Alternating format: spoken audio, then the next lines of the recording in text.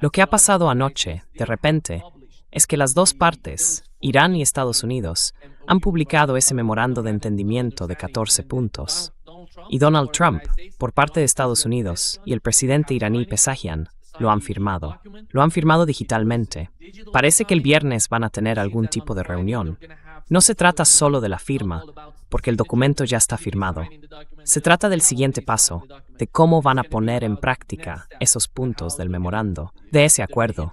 Al mirar el memorando, antes de llegar a esta parte, decías que habías echado un vistazo a los puntos. ¿Cuál es tu interpretación de todo eso?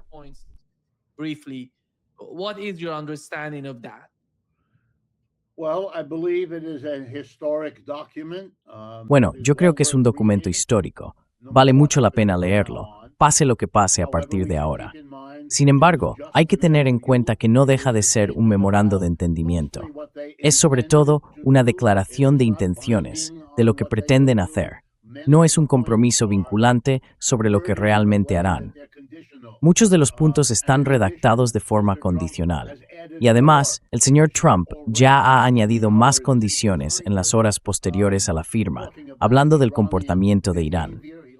Le gusta usar la expresión «se están comportando», dejando claro que algunos elementos de ese memorando serán o no serán vinculantes para Estados Unidos, según el juicio que Estados Unidos haga sobre cómo se está comportando Irán.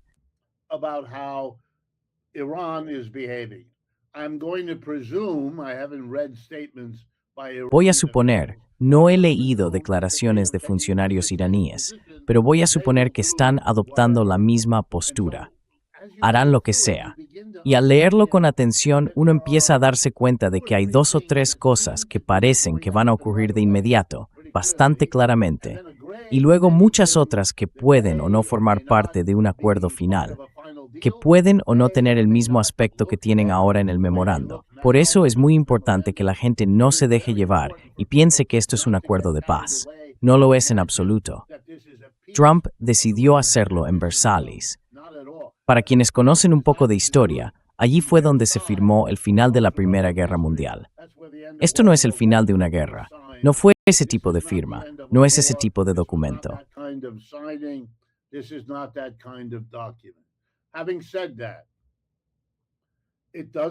Dicho esto, me parece, como creo que le parece a la mayoría, no solo del mundo, sino también de los estadounidenses, de todo el espectro político, que esto es una pérdida para Estados Unidos y una ganancia para Irán.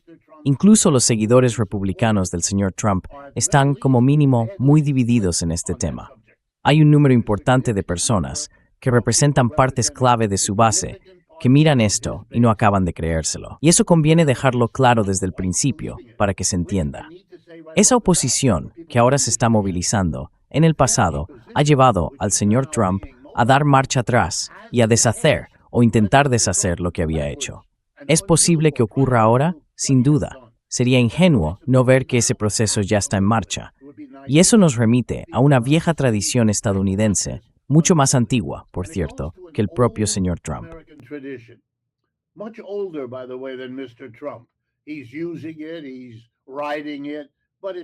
Él lo está usando, lo está escribiendo, pero eso existía antes que él. Aquí está, en Estados Unidos, con sus raíces en una forma de pensar protestante, religiosa, teocrática, que choca con la versión islámica de eso en Irán. Pero dejemos eso a un lado por un momento.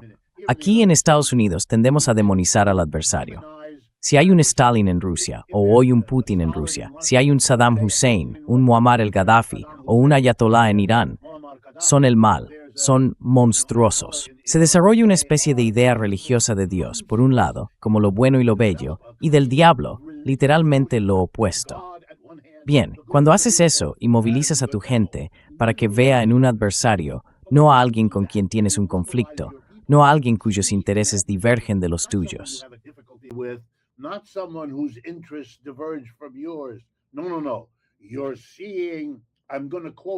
No. Mira, voy a citar ahora a nuestros más altos cargos. Irán es un mal monstruoso. Eso es una cita. Un monstruo maligno. Bueno, no puedes llegar a un compromiso con un monstruo maligno. No haces un trato. Tenemos literatura sobre eso. Mefistófeles, la tragedia irónica de quien hace un pacto con el diablo. Es un tema antiguo, no se hace. Así que el señor Trump se apoya en la demonización de Irán y ahora hace un trato con Irán. Y si viste su rueda de prensa, como es tan poco consciente de sí mismo, habla de que, bueno, no se puede negar realmente lo de los misiles, porque otras personas en la zona del Golfo también tienen misiles.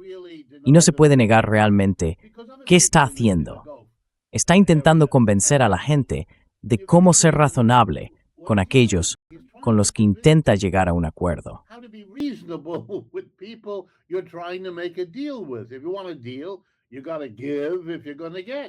Si quieres llegar a un acuerdo, tienes que ceder si esperas conseguir algo. Pero ya es demasiado tarde, no puede hacerlo. Ha estado viviendo de eso, así que ahora divide a su base. La mitad pensará, es razonable, y querrán apoyarle, y lo harán. La otra mitad, o cualesquiera que sean las proporciones, se horrorizará. Dirán que está haciendo un pacto con el diablo, algo que la gente decente no haría. Y ahí entras en una situación realmente enloquecida. Y de eso, no sé qué puede salir, y creo que nadie lo sabe. Predecir el futuro siempre es peligroso, y en este caso, el doble de peligroso. Pero esto es lo que va a pasar. Por lo que podemos ver, y todo esto, ahora lo explicaré, depende de Israel y de la relación de Estados Unidos con Israel, que en mi opinión está cobrando más importancia con cada hora que pasa.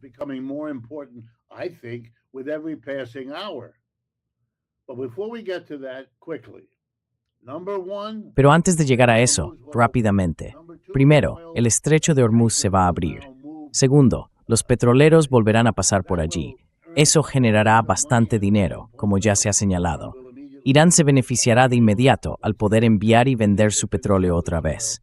Y lo mismo ocurrirá con los demás países del Golfo. Todos estarán agradecidos de que el dinero empiece a moverse de nuevo, de una forma que antes no lo hacía. Eso parece ser lo que va a pasar. El bloqueo, si lo he entendido bien, ya se está retirando para que el tráfico marítimo pueda reanudarse. Y eso alegrará a la bolsa, porque antes estaba nerviosa. No es una buena noticia para quienes invirtieron en el negocio del petróleo. Pero de nuevo, hay que tener cuidado, porque esto podría desmoronarse. ¿Qué podría hacer que se desmorone? Pues en primer lugar, Israel.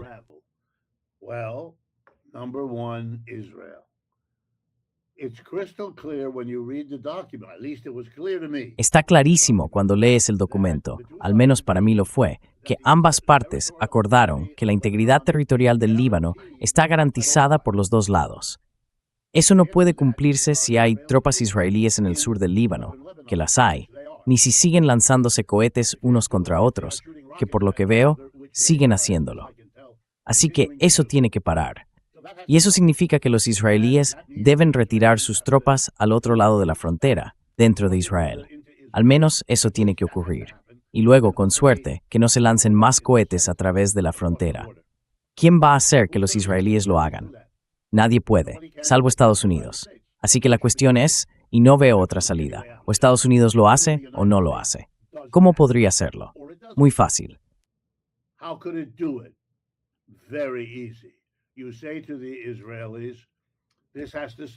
Tú le dices a los israelíes, esto tiene que parar, o si no, se acabaron las armas, se acabó el dinero, se acabó el apoyo. Israel no puede sobrevivir en esas condiciones. Así que la retirada de Estados Unidos se convierte en una amenaza existencial, más poderosa y más inmediata que cualquier amenaza de Irán. Esa es la realidad. Puede que no te guste, pero es la realidad. ¿Qué pasaría si Estados Unidos no lo hace? Hay 10 maneras distintas de hacerlo.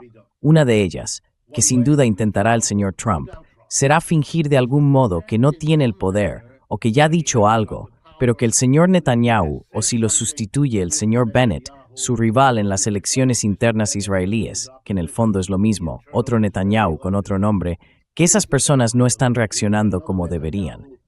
Él les echará la culpa, pero en realidad no importará. Esto es un juego.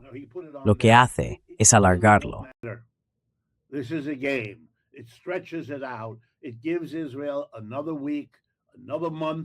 Eso le da a Israel otra semana, otro mes más para seguir haciendo lo que está haciendo antes de saber lo que tiene que hacer. O bien, que Estados Unidos, bajo el señor Trump y bajo la presión que no puedo imaginar y creo que nadie de tu audiencia puede imaginar, la intensidad con la que Israel y sus partidarios dentro de Estados Unidos están trabajando para asegurarse de que no se le exija retirarse del Líbano.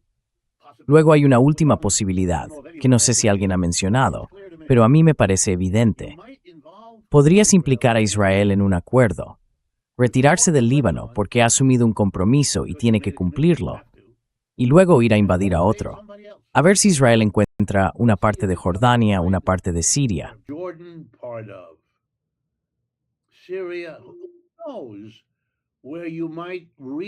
¿Quién sabe si podrías retomar un proyecto del Gran Israel como ya hiciste antes? Pero estás observando porque Estados Unidos lo exige. Eso haría posible que Estados Unidos apoyara a Israel en una incursión en otro país, insistiendo en que no tiene nada que ver con la retirada de Irán del Líbano, cuando en realidad sí lo tiene. Y es una forma de compensar a Israel por los costes. Esto es lo que hacen personas como Trump y otros. ¿Cómo reaccionarán los estados del Golfo si eso ocurre? ¿Cómo reaccionará esa parte del mundo? Nadie puede decírtelo. Pero no quiero perder los detalles. No quiero perder la visión de conjunto.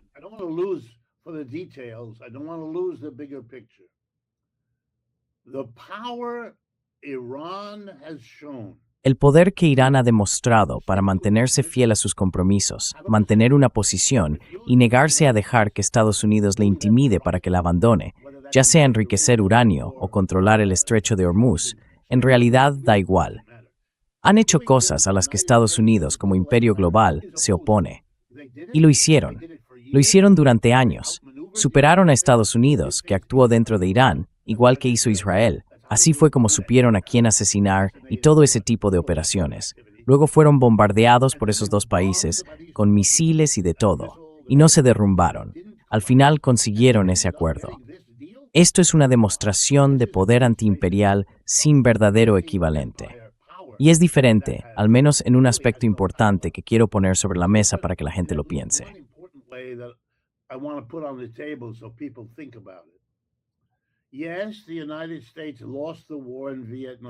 Sí, Estados Unidos perdió la guerra de Vietnam, perdió la guerra de Afganistán y básicamente perdió la guerra de Irak.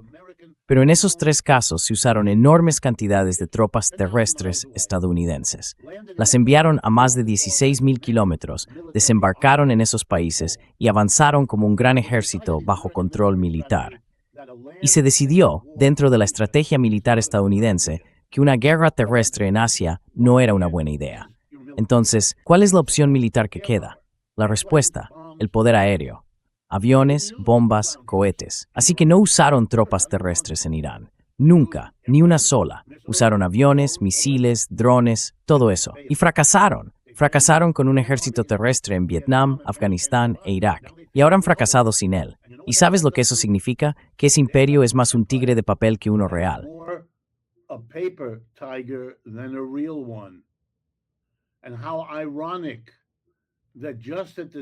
Y qué irónico que justo al mismo tiempo que estábamos dándonos cuenta de eso, el secretario de Guerra estadounidense, el señor Hegseth, da un discurso en Europa, en una reunión del G7 o algo parecido, en el que les dice a los británicos, tenéis un tigre de papel, vuestro ejército no está a la altura. Y los británicos, o mejor dicho, los europeos, el señor Rutte, que ya es todo un personaje, ver cómo se muestra una mentalidad tan servil de esa manera es realmente desagradable. Pero en fin, ahí está, sin tener nada que decir ante el enorme insulto que acaba de recibir. Le están diciendo que el ejército europeo es un tigre de papel, mientras el mundo entero ve cómo Estados Unidos fracasa una y otra vez en sus aventuras militares y en ningún sitio de forma más evidente que aquí. Esas, para mí, son las primeras grandes conclusiones de lo que hemos visto.